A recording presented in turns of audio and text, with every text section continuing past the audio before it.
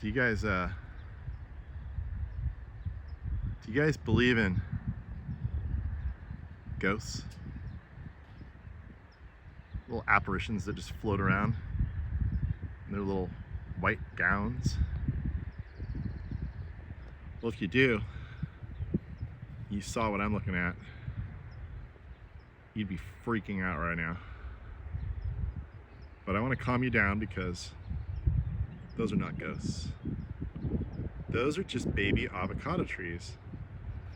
And it's a good thing they covered them up with a frost protection cloth this year, because we had the coldest, longest, wettest winter I've ever experienced. There's been a few days that were colder than the coldest lows we had this year, but there's never been a winter that the ambient temperature was so low for so long.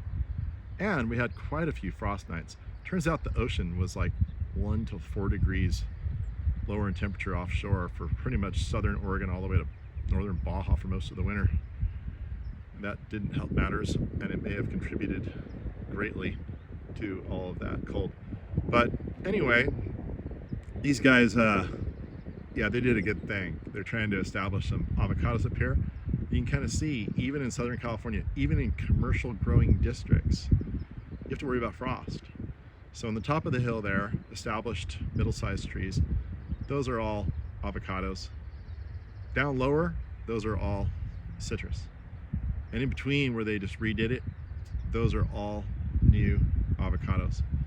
And yeah, all they did, they just threw some frost protection cloth over it. They probably stapled it shut, made a little bag, nice little cocoon. And that's all you need to do. I mean, that'll save the plant from about 5 degrees, 4 or 5 degrees of cold damage. I'm sorry that there's homes on top of the ridge beyond. That's kind of the future of the world, it seems. And all these groves are slowly disappearing, which is so sad. This is why I wanted to come here and show you this. Partially why. But I wanted to show you how you could just get some frost protection cloth.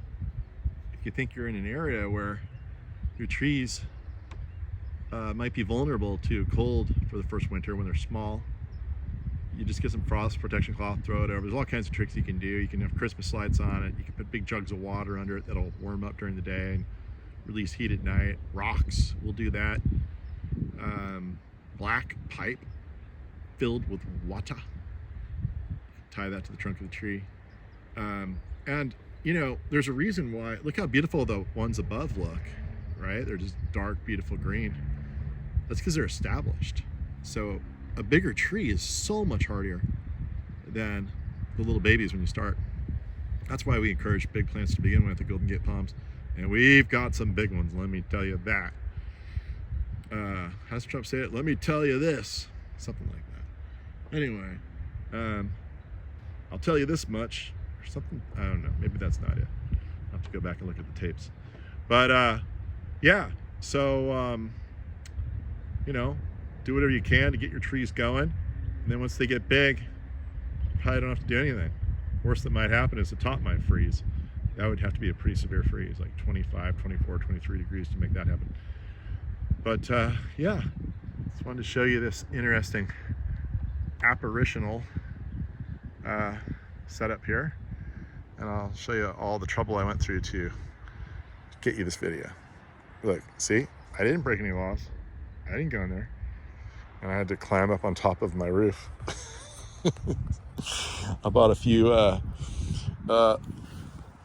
beater boards, some really fun boards. I don't like to buy brand new boards because I'm always so terrified I'm gonna scratch them or break them. So I get these used boards, don't cost too much, and then I don't feel so bad if I, you know, kind of rough them up a little bit because I tend to rough things up a little. And there's a cute little vegetable garden to end the shot on right there.